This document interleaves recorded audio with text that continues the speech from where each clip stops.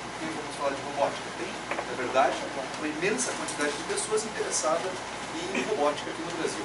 Mas o problema que nós temos também sobre esse assunto é o problema de acesso.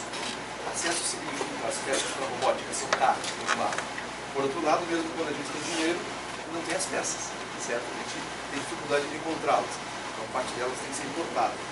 Não vou falar para vocês nada sobre alfândega, sobre o cuidado que os correios tratam das nossas encomendas. Mas acesso é o problema. Esse é o acesso material. A outra parte é o acesso intelectual. Digo, as instruções para operar essas peças estão todas em inglês. Então, inglês é a língua internacional, a gente precisa aprender inglês com paciência. Podemos esperar que o português vire a língua internacional. Aí não é certo. O inglês pode ser mais rápido. A esperança já foi o grego no passado, depois o latim, depois o francês, hoje em dia o inglês. O chinês possivelmente é o próximo. Então, o português demora um bocado. Sugiro fazer um curso de inglês. É um problema de acesso. Outro problema de acesso é o seguinte: quando a gente quer começar num assunto que nos interessa muito, mas que ainda é um assunto novo, a principal dificuldade é por onde eu começo.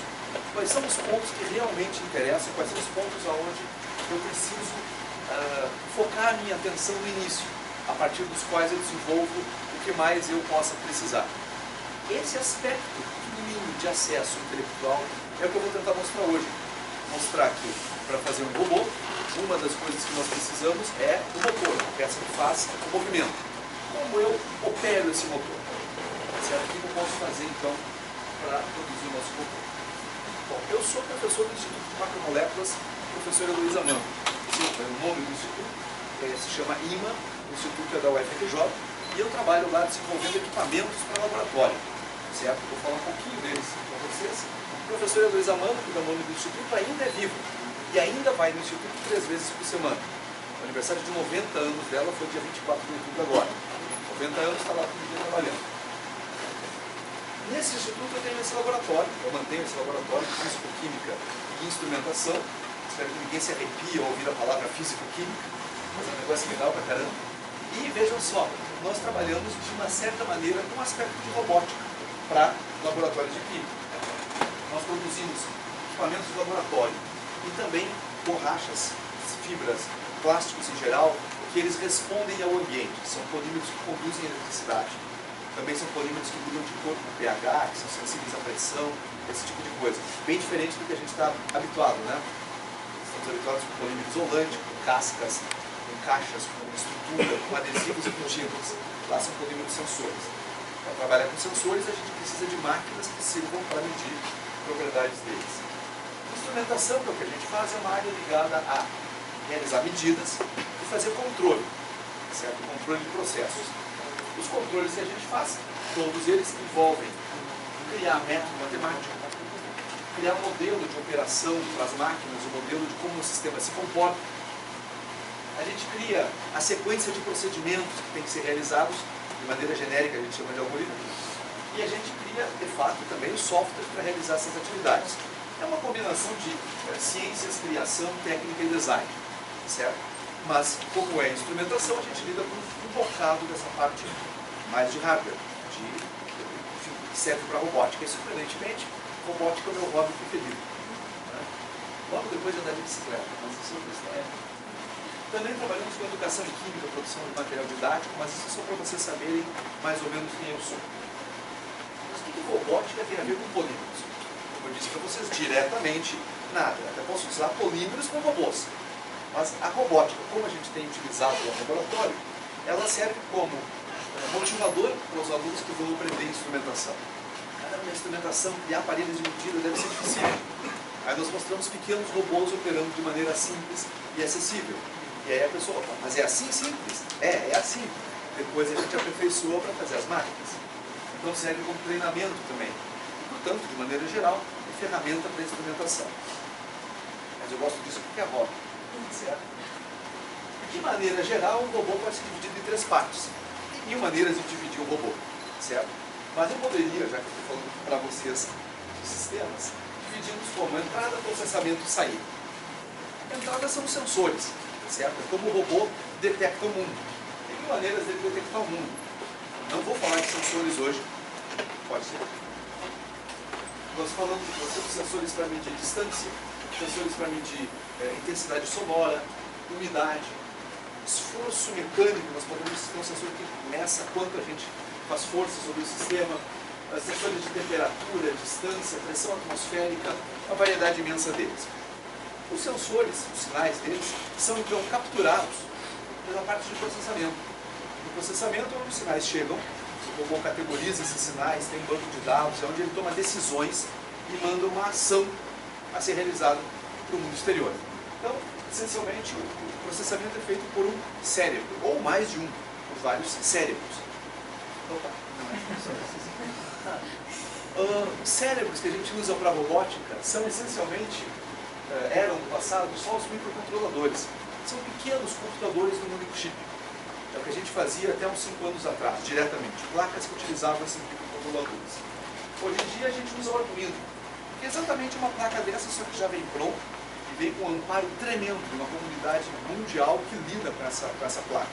Então, o software para ela é gratuito, super prático de utilizar e a placa é barata.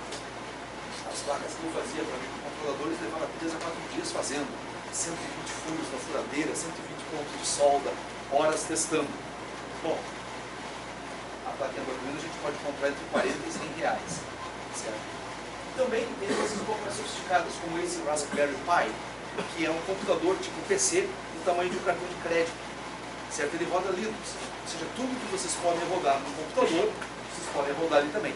Mais vagarosamente, mas tudo mesmo, inclusive acesso à câmera e todo o resto.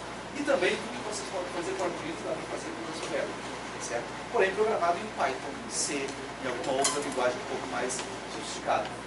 Tem quem use o próprio celular como cérebro de robôs, diretamente operando, se comunicando com a estrutura via Bluetooth ou via serial mesmo. Alguns celulares têm uma saída OPG, é uma saída USB, que pode ser utilizada para comunicação. Tem quem coloque um laptop ou até mesmo um micro de mesa em cima do robô. Estamos falando aqui de robôs um pouquinho maiores, certo? E indo do lado oposto ao microcontrolador e a todos esses, é possível fazer robôs usando só componentes discretos. Tem um cara do MIT que ele trabalha com uma tecnologia chamada BEAM, que são robôs incrivelmente simples de operar, que reagem à luz, que reagem a som, que fogem da onde está luminoso, ou se aproximam, tem comportamento de grupo, é realmente muito interessante. E eles operam somente com lógica, boa parte deles, somente com lógica discreta. O principal que a gente usa hoje em dia é o Arduino. A placa de Arduino mais comum hoje se chama Arduino Uno, revisão 3, quer dizer, os caras corrigiram algumas coisinhas, é a mais comum hoje em dia. E os atuadores? Os atuadores são como o robô interage com o mundo. Tem 1000 tipos de atuadores, pode ser um farol, pode ser uma buzina, um alarme, alguma coisa assim. Mas eu vou falar para vocês principalmente de atuadores mecânicos. Músculos, a ar, existem. Atuadores lineares que empurram ou puxam alguma coisa. Esses aqui vocês encontram no controle das travas das portas dos carros ou dos controles do farol dos carros. Solenoides, que também tem movimento linear. E motores de passo, servos e motorizinhos comuns, que são o nosso foco de hoje. Claro, vocês podem ter atuadores mecânicos um pouco mais animados, caso vocês vão trabalhar com outro tipo de robótica, como por exemplo aqueles robôs de combate. E aí os atuadores implicam em motosserras, marretas, coisas assim delicadas. Não é a nossa tecnologia. Vou falar de motores elétricos comuns, motores de passos e servomotores. Para entender essa história de motor, tem dois tipos de movimento principal que eles fazem. São movimentos circulares, movimento de um eixo do motor, e movimentos lineares, para frente e para trás. Certo? Claro que tem 1000 combinações de linear com circular, de movimento alternado, simples vibração, realmente, mas esses são os principais. Eu posso converter um movimento no outro. Aqui é um exemplo de uma barra roscada. Nós giramos essa barra e aquela peça se desloca ao longo dela. Certo? Simplesmente uma barra roscada e uma porta fazem isso já. Essa daí tem os rolamentos internos para reduzir folgas, etc. É possível também usar esquemas como pneu e cremalheira ou coroa e corrente. Eu posso ter um movimento linear que é transformado em circular, ou circular que é transformado em linear. Certo? Também dá para fazer movimento alternado transformado em movimento circular. Por exemplo, dentro de um motor de automóvel. A cada explosão aqui, estão avanços e vocês fazem o motor girar. Já se eu tivesse uma bomba d'água, eu giro o motor da bomba d'água e ele puxa a água para fora do poço, certo? São formas de converter um tipo de movimento em outro, isso que tudo que vocês usam em mecânica tradicional, também usam em mecânica miniatura para esses robôs. O principal atuador de um robô desse tipo é o motorzinho elétrico comum. Vou pegar aqui um dos mais simples, que é esse motorzinho elétrico. Vou escolher de 3 volts, só para eu botar, quando eu botar as baterias no circuito, ser uma bateria definida, mas vejam só, isso serve para motor de qualquer tamanho. Para ligar um motor desses, o que eu preciso é um interruptor, certo?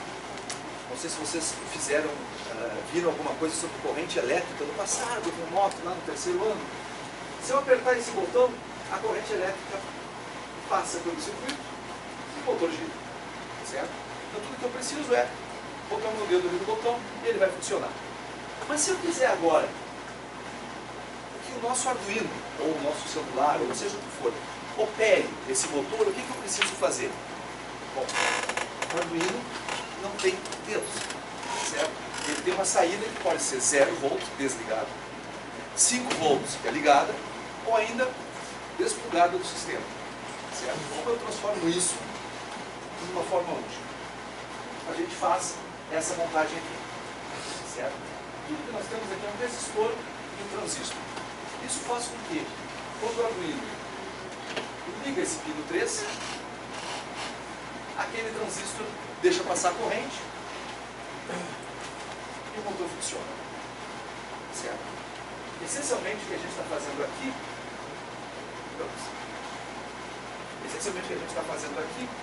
é trocando o interruptor por esse sistema. Esse sistema é chamado também de interruptor eletrônico. O que a gente está fazendo é dando um dedo para o Arduino, certo? Quando ele dá o sinal de 5 volts aqui, ele aperta o interruptor e o motor funciona. Para quem se interessa em Arduino, já viu alguma coisa assim, eu coloquei aqui embaixo o comando correspondente a isso. Escreve o valor digital naquele pino, no nosso caso 3, e o valor que a gente coloca é alto, 5 volts. Está ligado o motor. É isso. Extremamente sofisticado e complexo. É uma única linha de comando e essa montagem. Bom, nós temos aqui um resistor a mais, que é para economizar energia. O Arduino pode produzir 200 mA de corrente, somando todos os pinos dele, certo? Mas a gente não quer gastar esse monte de energia para ligar o motor. Então a gente usa esse resistor, com apenas 1 mA a gente consegue acionar o transistor. Então eu posso ter um Arduino operando diversos motores simultaneamente. E aquela peça que eu não falei dela ainda é para proteger o circuito. Não sei se vocês já viram isso, mas o motor por dentro é uma bobina. Quando passa a corrente, ela cria um campo magnético, que bota o motor em movimento. Quando eu desligo o motor, esse campo se desfaz e joga a corrente de volta no nosso sistema. A bateria sofre nada com isso, mas o transistor cria o espaço. Então, para evitar que isso aconteça, a gente bota aquela pecinha lá. Sempre vocês vão ter aquela pecinha que é de proteção. Já que eu falei dela agora, não vou mais falar que ela existe, certo? Bom, se eu posso ligar o motor e desligar o motor, usando o nosso novo, recém-criado dedo digital, olha que coisa interessante. Se eu ligar e desligá-lo diversas vezes por segundo, conforme o tempo que eu fico com ele ligado e o tempo que eu fico com ele desligado, eu posso operar a velocidade do motor, usando o mesmo arranjo que eu já mostrei para vocês. Eu posso pegar esse pino 3 e ligá-lo e desligá-lo diversas vezes. O nome para isso se chama PWM. Aí embaixo tem a sigla. É a modulação de largura de impulso. É um nome chique para dizer que a gente fica ligando e desligando o pino 3. No Arduino, só alguns pinos fazem isso. 3, 5, 6, 9, 10 e 11. O D3. Como isso funciona? Se o pino 3 estiver desligado o tempo todo, o motor não gira. Se eu ligar o pino, vamos dizer assim, por uma fração do tempo, tipo, ele está ligado, desligado, desligado, desligado. Ligado, desligado, desligado, desligado. Ele está ligado só um quarto do tempo. O motor gira um quarto da velocidade. Desde que o número de vezes que eu faça isso seja muito rápido. Eu estou falando de dezenas a centenas de vezes por segundo. Às vejo milhares de vezes por segundo. Se eu deixar metade do tempo ligado no meu sistema, o motor funciona com a metade da velocidade. Se eu deixar 3/4 do tempo ligado ao sistema, quer dizer, ligado, desligado, ligado, desligado, 3/4 do tempo funcionando, o motor vai ter 3/4 da velocidade. E no fim, se eu deixar o pino ligado o tempo todo, o motor tem a velocidade máxima o tempo todo. Mostrei para vocês aqui 5 velocidades possíveis, incluindo parado. O Arduino consegue fazer isso com 256 velocidades possíveis. Certo? Então é um controle imenso que a gente tem, e usando o mesmo circuitinho que a gente já viu antes. Eu quero mostrar aqui são coisinhas, como eu vou dizer, aquele guia simples. O que eu devo aprender para poder fazer uma variedade muito grande de coisas com o meu robô. Então, o mesmo arranjo que a gente tinha antes permite não só ligá-lo e desligá-lo, o nosso dedo digital, mas também controlar a velocidade do nosso motor. Tanto o sistema com o interruptor quanto esse tem uma limitação. O motor gira para um lado só. Então meu robô só vai para frente. Se eu quiser que ele vá para trás, eu tenho que usar um outro circuito. Então nosso outro arranjo possível se chama ponte H. Agora eu preciso de 4 interruptores. Certo? Esses 4 aqui. Lá em cima do positivo da bateria, aqui embaixo do negativo da bateria. O motor está aqui no meio. Como é que isso aqui vai me fazer o motor girar para um lado ou para o outro? Depende de quais interruptores eu ligo. Se eu ligar esses dois aqui, a corrente passa nessa direção, o motor gira para um lado. Mas se eu ligar aqueles dois lá, a corrente passa na outra direção, o motor gira para um lado. Está resolvido. Como é que eu troco esses botões por botões digitais para Arduino? Exatamente a mesma coisa que eu fiz antes. Cada botãozinho é um resistor e um transistor. Resistor e transistor. Certo? É o mesmo circuitinho simples, são 2 peças. O resistor custa 5 centavos. O transistor menos de 15. Certo? Então, realmente é muito simples e barato também. Conforme eu ligo esses dois, o motor gira para um lado. Se eu ligo os outros dois, o motor gira para o outro. Certo? Bom, se eu quero fazer isso com peças discretas, a coisa começa a ficar complicada de botar na nossa protoboard. Então, um arranjo desses para um único motor, tá um pouco mais complicado do que eu estou querendo fazer para um robôzinho inicial. Se eu tenho 2 motores, quero que o robô vá para frente, para trás e de volta, a coisa fica um pouco mais assustadora. Né? Um monte de componentes ali. Para nossa sorte, tem umas plaquinhas do Arduino que já fazem tudo isso. Então, provavelmente, pelo mesmo preço, você compraria aqueles componentes todos, compraria a protoboard, tentaria fazer aquilo funcionar, arrancaria um monte de fios de cabelo, gastaria aí Dorflex durante uma semana. Você pode comprar essa plaquinha, que já liga os 2 motores, e aí você controla para frente e para trás, velocidade. Velocidade, para frente e para trás. Com 4 fios você faz tudo isso. Certo? E internamente, como é que funciona? Do mesmo jeito que eu já mostrei para vocês. Né? Aqueles 4 interruptores e o tal de PWM. Liga e desliga diversas vezes por segundo. Bom, e com isso daqui, vocês já podem sair fazendo robôs que andam e dão voltas, exploram ambientes. Certo? Com 10 minutos de palestra. Então, eu acho que é o tipo de coisa que vale realmente a pena ser aprendido. É o caminho mais natural. Mas tem muito mais coisa interessante para se fazer. Uma delas é a seguinte: eu não quero um robôzinho pequenininho, eu quero um robô poderoso. Eu quero, ao invés de usar pilhas AAA, eu quero usar uma bateria de carro. O motor tem uma corrente imensa. Não é aquele transistorzinho que eu mostrei antes que vai dar conta do recado. Eu preciso de um interruptor mais forte. O interruptor mais forte que a gente tem se chama relé. Certo? É um interruptor operado por um pulso do Arduino. Ele funciona da seguinte maneira. Aqui é um eletroímã. Quando passa a corrente por ele, gera um campo magnético, puxa essa alavanca. E aí passa uma corrente por esse outro circuito, que não tem nada a ver com o primeiro. Aqui pode ser os 5 volts do nosso cérebro, do nosso processador. E aqui pode ser 220 volts da rede elétrica. Certo? Ou 380, o que vocês querem controlar. Só depende de qual é o tamanho do relé que vocês têm em mãos. Bom, para o relé funcionar precisa de uns 100 mA. Está meio no limite do Arduino, né? Qual é o que a gente faz? o mesmo de antes. Resistor, transistor. Certo? Aí com apenas 1 mA a gente consegue operar esses relés gigantões. Mais do que isso, a gente também compra pronto essas plaquinhas que já tem aquele transistor montado ali dentro. Certo? Então, 1 mísero miliampere, mesmo que eu podia usar para rodar um motorzinho de 3 volts, agora eu posso usar para rodar um portão de garagem. Certo? Ou um robô capaz de me transportar pelos corredores. E ainda vou fazendo isso. Bom, qual é o problema do relé? Lentidão. Precisa de muito tempo para ligar. 10 milissegundos é muito tempo? É sim. Conforme o que vocês querem fazer, é muito tempo. E o segundo limite, ele só funciona 100 mil vezes.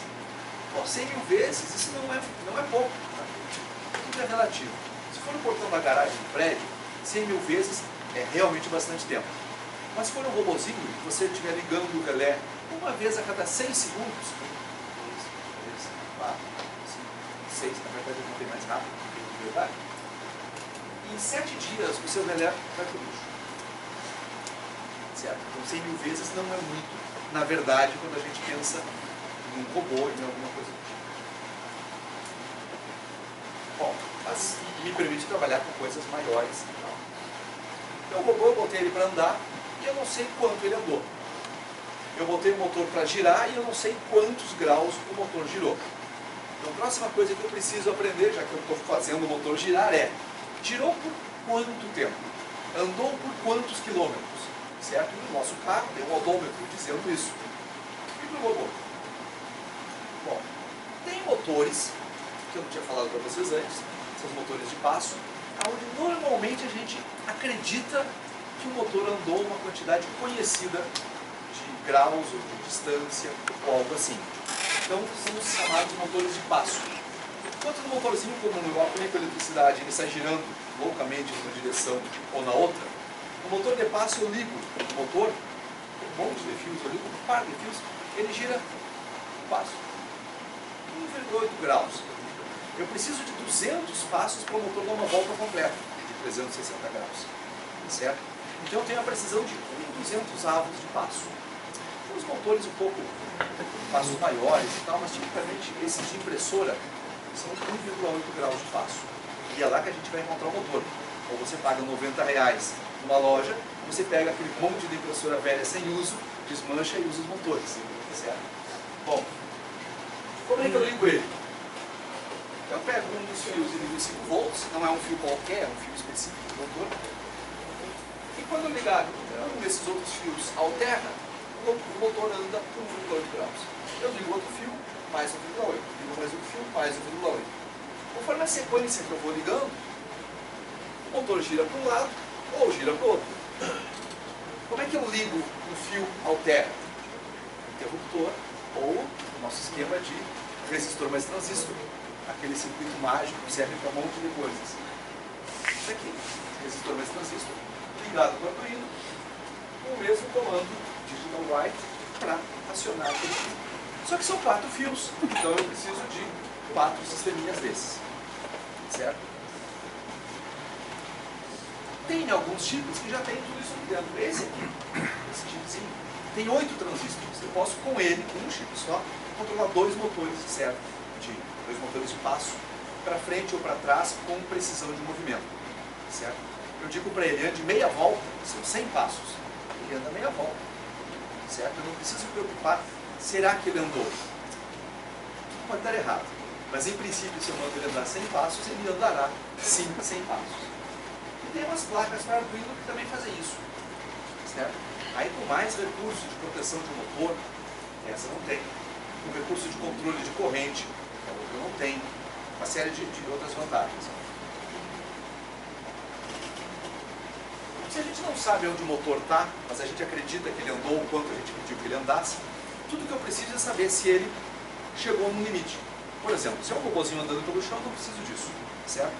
Mas se é, por exemplo, uma impressora 3D.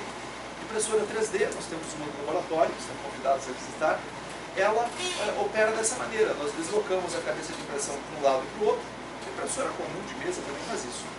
Quando a cabeça de impressão chega no final, ela bate no interruptor e o sistema sabe que é o final da impressão. Aí volta para o início, faz a próxima impressão. Como é que ele sabe que chegou no final do curso do motor? Com chavezinhas mecânicas, ou ópticas, do interrompe, fecha e liga, ou ainda magnéticas, aproximam o ímã e o detectam. Então, tu não precisa muito mais para um motor como esses para saber aonde ele está ao longo do movimento. Sabe que com 500 passos ele andou por todo o percurso e ele agora está no fim? 500 passos ele volta para o início. Certo? Essa história de saber onde o motor está funciona muito bem com o motor de passo. Mas com aqueles outros motores que a gente tem, motorzinho de giro contínuo, por exemplo, de um lado para o outro, eu preciso saber onde o motor está. Como eu faço isso? Bom, saber o que o motor fez depois de eu ter mandado ele fazer alguma coisa se chama feedback, certo? Retroalimentação. Imagine vocês chegando em casa e faltou luz. Tentem botar a chave na fechadura, certo? É bem mais difícil, né? Já com luz acesa, a gente usa o feedback dos nossos olhos, sabe onde a chave está, onde o buraco da fechadura está, corrige isso e coloca a chave no lugar certo. Esse negócio se chama malha fechada. É outro nome que se dá para retroalimentação. Bom, como a gente faz isso? Não sei se vocês conhecem esse carinha aqui, o mouse de computador. Claro que conhecem mouse, mas esse é o famoso mouse de bolinha, provavelmente anterior a vocês. O mouse de bolinha tinha uma bolinha que girava esse eixo, e nesse eixo tinha essa engrenagem, uma série de dentes. Aqui tem uma fonte de luz e ali um detector de luz. O que acontecia? Quando a gente movia o mouse, aquela engrenagem girava e aqueles dentes interrompiam os feixes de luz. Interrompeu 10 vezes, ele andou 10 cliques naquela direção. Cada clique tem um centímetro, um milímetro, tanto faz, porque tu ajusta essa sensibilidade no software, certo? Enquanto a setinha andou na tela é o que importa, não quanto o mouse correu pela mesa, certo? Tem uma coisa legal aqui, que ele tem dois sensores, um desse lado e do outro, então a gente consegue saber se a rodinha girou para a direita ou para a esquerda, se o movimento foi para trás ou foi para frente. E eu sei quanto foi esse movimento. Esse negócio tem um nome engraçadinho de encoder, certo? E esse é um encoder óptico. Há um tempo atrás, os primeiros mouses ainda, o encoder era mecânico. Era um bombril ligado nos fios que giravam, certo? Grosseiramente, é a descrição que eu tenho. Hoje em dia, os encoders são ainda mais sofisticados. São os discos transparentes com as marcas colocadas ali, que você pluga nos seus motores, esse é um encoder industrial, e alguns são presos mecanicamente no eixo do seu motor. Esse outro encoder aqui parece um motor, não é. Ele é plugado no nosso sistema.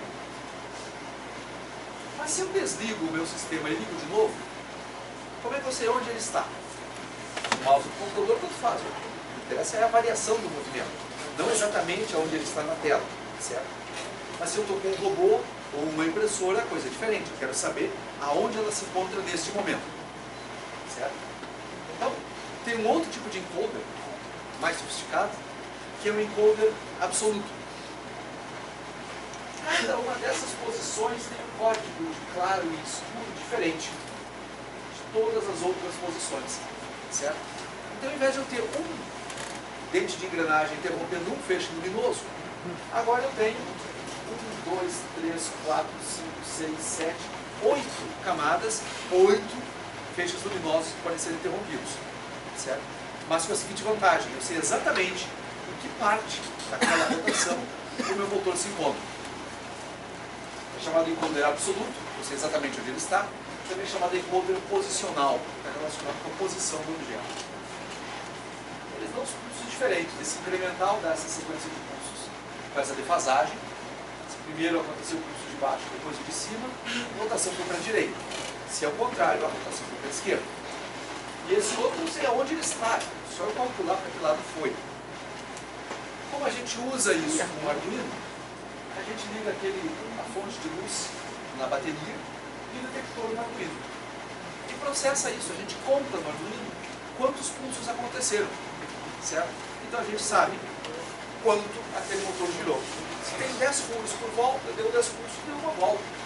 E eu sei exatamente aonde o motor está naquele momento. Com esse encoder simples, se eu desligar o Arduino e ligar de novo, eu não sei mais onde ele está.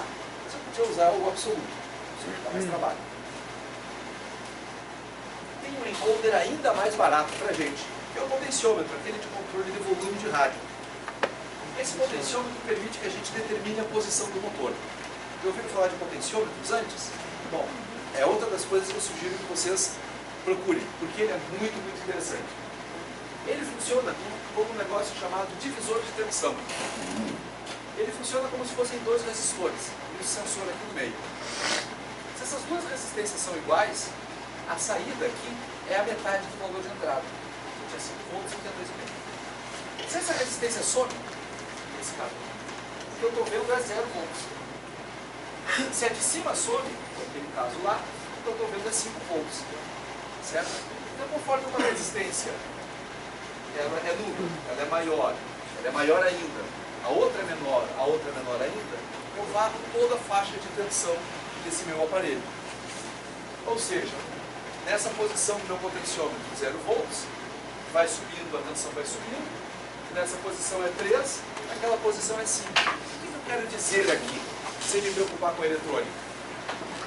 O que eu quero dizer é que cada posição do potenciômetro dá uma tensão. Se eu sei a tensão em volts, eu sei a posição do potenciômetro. Mas é só naquele intervalo? É só naquele intervalo. Mas eu sei a posição exata. Certo? Então, o potenciômetro é um encoder absoluto. E eu, para operá-lo, simplesmente meço tensão em volts. E olha só, o Arduino mede tensão em volts também, no mesmo intervalo de 0 a 5 volts. Tem vários tipos de potenciômetro. Esse que eu mostrei, que é 3/4 de volt. Esse aqui que dá umas 20 volts. Esses que são lineares, os deslizam de um lado para o outro. Bom, aí agora vamos sofisticar um pouco, ampliar os horizontes. Se eu boto o motor para funcionar, eu conecto ele de alguma maneira no potenciômetro e eu pego essa tensão, eu sei aonde o motor está. Se cada vez que o motor gira, ele gira o potenciômetro e muda a tensão, eu sei a cada momento exatamente onde esse motor se encontra. Certo?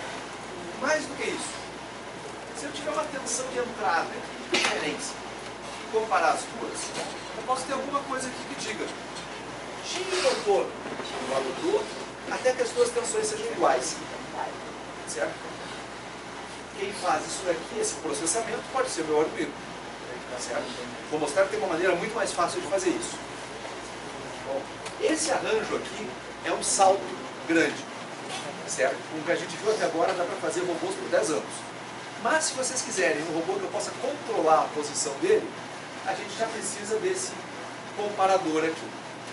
Quando eu comparo as tensões e mando o robô ir para um lado ou para o outro, eu preciso daquele esquema com as chaves. Tem 1000 arranjos para isso. Se eu ligar essa chave, a corrente vai num sentido. Se eu ligar essa chave, a corrente vai no outro sentido. O controle gira de um lado ou para o outro. Não sei se vocês viram ontem a nossa demonstração do robozinho seguidor de luz. Né? Bom, o robozinho seguidor de luz é exatamente esse arranjo anterior aqui. Mas da seguinte forma: nosso potenciômetro é um sensor de luz e uma resistência ajustável. E a tensão de entrada é outro sensor de luz e outra resistência ajustável. O que eu comparo aqui? Se uma tensão é maior do que a outra, o motor gira para aquele lado, ao lado onde tem a luz. Se a outra tensão é maior do que essa, ele gira para aquele lado. Então ele acaba seguindo a nossa fonte de luz. Certo? Poderia usar esse seguidor para 1000 outras coisas. Vou dar um exemplo para vocês depois. Tem quem faça uma pequena mudança aqui. Ao invés de ter simplesmente esse comparador ligando essas chaves, ligando uma ou ligando a outra, tem quem bota aqui um gerador de pulsos que faz essas chaves serem ligadas diversas vezes por segundo. Para fazer aquela brincadeira de controlar a velocidade do motor. Ele vai para a fonte de mais luz, para a fonte onde tem maior intensidade de luz, mas ele vai bem rápido ou ele vai devagar? Ou eu posso controlar isso? Bom, se eu botar um gerador aqui, está tudo ok. Mas eu não vou incomodar vocês com isso. Eu vou transformar toda essa parte aqui em driver. Driver é um nome que vocês vão ouvir muito quando forem lidar com robótica. Driver significa tudo que opera a potência de alguma outra coisa. Parecido com driver para computação, né? É um programa que opera um hardware. Mas aqui genericamente falando, você sabe mais disso do que eu, mas aqui o driver é simplesmente um conjunto de circuitos, por complicado ou simples que seja, que opera o motor. Bom, esse tipo de operação é usado, por exemplo, para painéis solares que seguem o Sol, para terem sempre a máxima potência. É usado em foco automático de câmeras digitais, certo? Entre milhares de outras aplicações. No passado remoto, a gente registrava em papel saídas de equipamentos de laboratório usando um sistema desse tipo. Né? Vinha um sinal do equipamento, quanto maior o sinal, mais a caneta ia para o lado. Menor o sinal, mais a caneta voltava. Simplesmente isso. Bom, gerar tensão para controlar o sistema todo é uma coisa que é muito difícil ou muito cara, certo? Nossa solução para isso é aquele bendito PWM. Quando a gente joga pulsos num capacitor, o que a gente faz é estocar tensão aqui dentro. Se aqui é 0, 0 volts. Se aqui é 1 o tempo todo, 5 volts. Se a metade do tempo é 0 e a metade é 5, a tensão aqui é a metade de 5, 2 volts e meio. Ou seja, simplesmente pegando aquele PWM que o Arduino já gerava, aqui o comando para gerá-lo, certo? Simplesmente pegando aquele PWM e um único capacitor, a gente já pode controlar o nosso sistema. Certo? Essa montagem toda aqui, super sofisticada, bem que ela podia vir num pacote só, né? Porque um monte de coisas e detalhes, e parafusos, engrenagens, e comparadores, e drivers. Esse é o servomotor. Certo? Então, a maior parte desses equipamentos que vocês veem aí para operar foco automático, para seguir o sol com painéis solares, ou o nosso robozinho seguidor de luz, são formas de servomotores. Certo? Esse servomotor você compra completo em lojas de hobby pela internet entre 25 e 50 reais. Baratinhos, com engrenagem plástica e tal. Os mais sofisticados, bom, sofisticação não tem limites, né? Então, preço também não.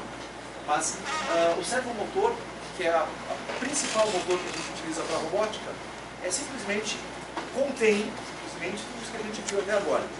Ou seja, nós podemos usar o servomotor diretamente para os nossos sistemas, que eu vou mostrar para vocês, ou nós podemos pegar a ideia que está por detrás dele, que é uma ideia antiga, que é colocada nesse pacotinho simples, e abrir o pacote, né? Transformar aquela ideia de alguma outra forma útil para nós. Como é que eu opero o servomotor? Bom, falando para vocês que essencialmente o que eu controlava aqui era aquela sequência de pulsos, né? Como todo esse resto está dentro do servomotor, como eu controlo ele? Pulsos. Conforme a largura do pulso, o servomotor vai para uma determinada posição. Por dentro ele tem um potenciômetro, então ele pode ir de uma posição até a outra, de 0 a 180 graus, de 0 a 370, conforme o caso. Tudo que eu preciso é controlar a largura desse pulso. O comando que faz isso, no Arduino, eu digo que tem um servo e dou um nome incrivelmente criativo, chamado meu servo. Né? Digo em que pino ele está ligado e digo qual é o ângulo que eu quero derivar. Certo? Ou ainda digo qual é a duração daquele pulso, se eu sou mais meticuloso. Tá? Então, esse comando aqui eu controlo o robô. Veja, PWM, tensões, claro que eu podia brincar com tudo isso. De fato, a gente faz isso de vez em quando. Mas eu posso simplesmente pegar o servo e dizer, quero derivar para esse outro.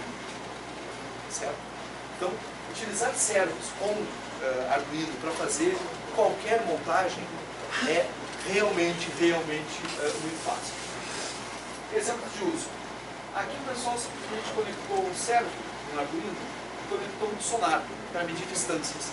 Então esse robô vai até algum lugar, vira a cabeça para um lado, para o outro medir a distância em cada uma das direções. Ele mapeia o ambiente onde se encontra. Esse sujeito aqui está abrindo e fechando esses painéis de ventilação conforme a temperatura do ambiente. Provavelmente ele verifica se chove lá fora antes disso. Né? Mas é um atuador linear simples. Tem atuadores lineares que são servos lineares desse tipo. Esse aqui é um servo especificamente feito para o movimento para frente e para trás. E esse aqui é um servo comum, desses que eu acabei de mostrar, onde o cara imprimiu uma impressora 3D, essa tractando, que transforma o movimento aqui dessa engrenagem em movimento para frente e para trás. Certo? Você pode comprar uma coisa assim pronta, nunca vi no mercado brasileiro, ou você pode montar algo assim em casa. Outro uso bem comum de servos é o arranjo pan-tilt, que a gente usa em câmera de vigilância. Você controla o movimento vertical e o movimento horizontal. Então é como se fosse um movimento de uma cabeça. Tem um amigo nosso que fez um robô seguidor de luz utilizando o pan-tilt. Então, ao invés dele só seguir a luz para a esquerda e para a direita, também segue para cima e para baixo. Como que a gente faz essa montagem? Bom, a gente precisa de dois fios ligados no Arduino. A gente tem a alimentação, positivo e negativo, e controle para um e controle para o outro. Certo? Com aquele comando que eu mostrei para vocês chamado ângulo. Vá para o ângulo tal. Exemplos de uso com Arduino. Continuando. Esse aqui é um robô que caminha, feito com somente dois servos. Certo? Esse é todo o robô. Esse aqui, bom, esse aqui já é mais sofisticado. Esse robô caminha, ajoelha, levanta a perna, ele é capaz de se erguer sozinho no chão. No entanto, toda a montagem dele são 8 ou 9 servos. Operados daquela maneira. Right angle para o servo 1, servo 2, servo 3. O pessoal também faz garras robóticas, desde muito simples, como essa daqui, também impressa em impressora 3D, até essas comerciais que tiram um pincinho. Essa daqui é uma intermediária também que a garra se desloca paralelamente. Ao invés de fechar, ela se desloca paralelamente para pegar objetos mais delicados. Um exemplo de uso, esse daqui é um robô desenhador, muito parecido com o que também eu mostrei ontem para vocês na bancada lá. O nosso era feito com palitinhos de picolé, né? Tinha uma certa amplitude de movimento. Esse daqui, o cara imprimiu na impressora 3D, movimento pequeno, o link é esse, se vocês quiserem dar uma olhada. Vocês vão ver que o nosso era mais rápido, mais bonito. Bom, sei lá. Mas funciona muito bem. É o mesmíssimo princípio. Esse outro é um arranjo bem mais moderno, também está o link aqui. Também isso aqui é impresso em impressora 3D, certo? E ele tem um movimento bastante diferenciado, muito agradável de operação. Para servos, tem uma série de acessórios. Esse acessório aqui é chamado de braço, arms, mas em inglês também é chamado de horns, como chifres. Né? Tem vários tipos de desenhos. Também dá para ser feito em casa.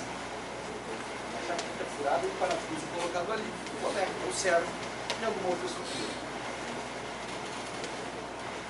Tem uma modificação que a gente pode fazer nos servos. Tia, tu bota um aparelho pronto na nossa frente, com uma tecnologia embutida tremenda, certo? E diz que ele só pode rodar de 0 a 180 graus, não é possível, né? A gente pega um alicate, pega umas chaves de fenda e modifica o aparelho. Os americanos têm uma palavra para isso que é hack, que é manipular, transformar o objeto. Uma das coisas mais comuns de se fazer no servo é transformar um servo que gira no conjunto de ângulos para um servo de rotação contínua.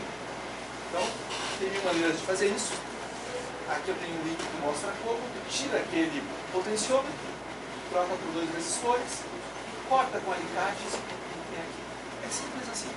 E agora o servo gira continuamente para um lado ou para o outro. A gente perde o controle de ângulo, mas ganha um motor para o controle de velocidade. Tem lojas que vendem já transformados.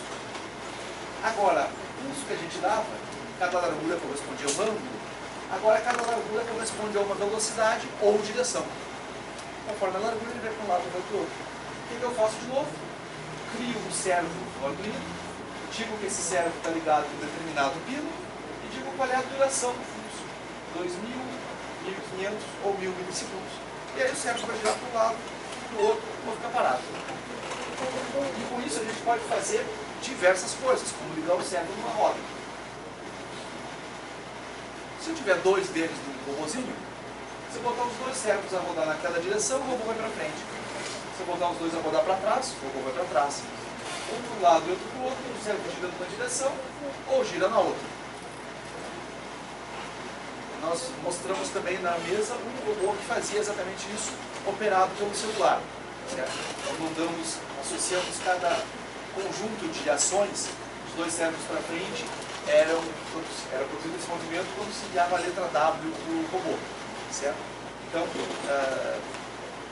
esse tipo de movimento é utilizado em robôs carrinha de controle remoto, né? Onde você manda essa sequência de operações e ele vai para frente, para trás, dá uma volta ou outra. Tem quem pega esses robôs, como aquele que vocês viram, adiciona um sensor e bota no processamento uma decisão. Bom, o robô, ao invés de ser guiado pela gente, vai ser guiado pelos seus sensores, vai operar de forma autônoma. Como é que ele anda dentro de um labirinto? Usando exatamente esse arranjo aqui. 2 servos, 2 fiozinhos do Arduino, esse comando e o resultado do sinal dos sensores. Bom, para a gente acabar, nós vimos motores elétricos tradicionais, como ligar esses motores, como controlar sua velocidade e posição. Nós vimos motores de passo cuja posição praticamente não precisa ser vigiada, ele faz aquilo que a gente manda.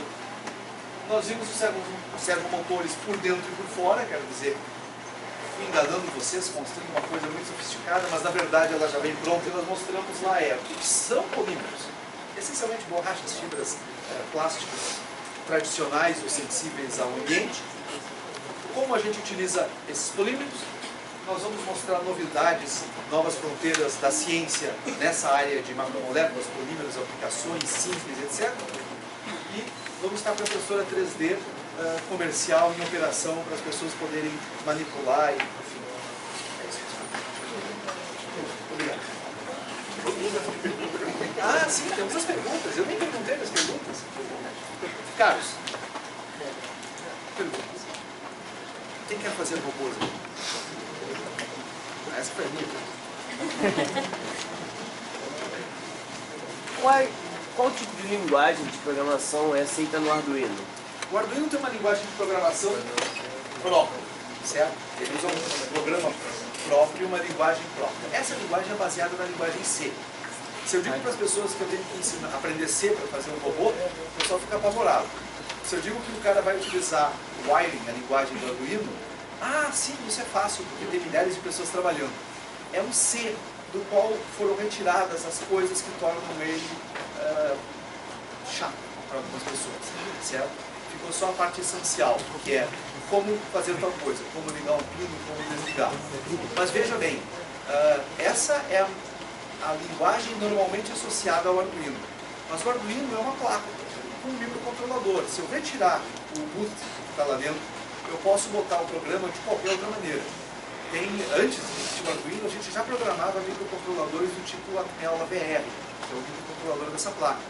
Programa em BASIC, programa em Form, programa em Assembler diretamente, mas é possível.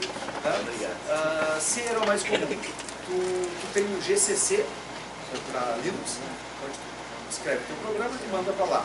Pode programar em Assembler, tem de fato uma ferramenta que a Atmel fornece, que cria os teus mnemônicos, ela compila isso e manda para o Arduino. Eu tenho um programa comercial chamado Bascom, que é de um cara de um país da Europa, que é Basic, certo? Basic também é fácil de ensinar para as pessoas. Eu passei a usar Basic no meu laboratório porque eu ensino Basic em uma semana. Ele compila o programa para o Arduino e transmite para ele. Então o Arduino pode utilizar a linguagem do Arduino e eu sugiro que usem, porque a comunidade é imensa trabalhando com isso. Pode, porém, ser programado como programaria qualquer outro microcontrolador, via de outras linguagens. Obrigado. O Arduino, até onde vai a extensão do Arduino? Assim, no mercado de trabalho? Boa pergunta. Eu utilizo o Arduino no nosso laboratório como prototipagem. Eu sei de várias pessoas que utilizam o Arduino em empresas como protótipo. Então tu diz assim, mas existe um produto com Arduino dentro? É uma pergunta incrivelmente capciosa. Quando o cara projeta o produto, muito provavelmente ele vai usar um Arduino ou uma placa protótipo similar. O Arduino é muito barato, muito acessível, então ele muito rapidamente monta o protótipo e tem ele em operação. Porém, na hora de tu fazer 100 mil unidades daquele aparelho, mesmo que o Arduino custe barato, tipo R$40, vai ter um monte de outros recursos nele que tu não vai utilizar no teu equipamento. Então vamos dizer que R$30 estão mortos ali. R$30 para um de nós pode não ser muita coisa. Mas se você vai fazer 10 mil peças daquele aparelho, já são 300 mil reais. É um apartamento, certo? Você jogou fora por usar a placa do Arduino. Então o que o pessoal costuma fazer? Usa o Arduino para gerar um protótipo, e quando chega na versão final, que ele chega muito rapidamente, portanto cortou custos de desenvolvimento, quando chega na versão final, então ele fabrica uma placa que tem aquele microcontrolador, tem o mesmo software, mas ela está incorporada com outros componentes do circuito. Ele não usa a placa do Arduino necessariamente. Pode ir bastante longe com esse conhecimento, sim. Outra coisa, é muito fácil adquirir esse conhecimento, tu vais ter a habilidade de entender como isso funciona e poder aplicar para outros microcontroladores. O Arduino utiliza o microcontrolador da Atmel, da série AVR, mas a mesma lógica existe com o microchip, com microcontroladores MSP430, controladores da Texas, tem uma imensa variedade deles que usa a mesma lógica, tu opera os pinos da mesma forma, então te treina para um mercado muito mais amplo do que aquele que usa o Arduino mesmo para prototipar. Obrigado.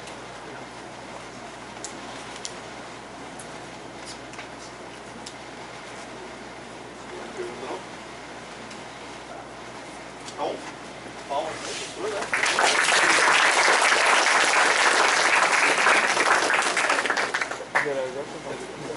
o professor, né? Conectar o computador. O pacote são fáceis de controlar, são fáceis de usar, é muito bom, duração de curso, são fáceis de transformar em qualquer outro, milhares de aplicações possíveis. Certo?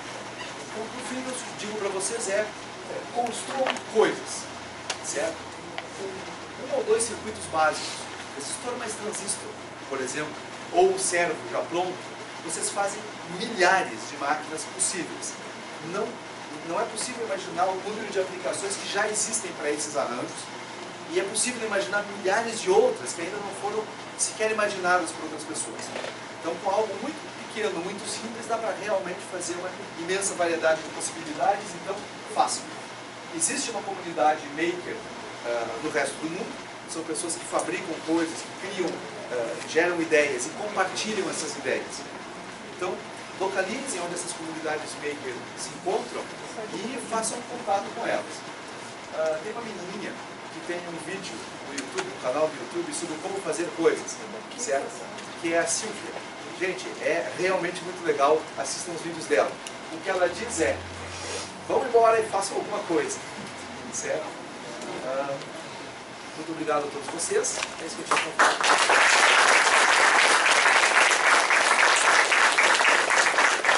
Quero aproveitar o momento só para convidá-los para uma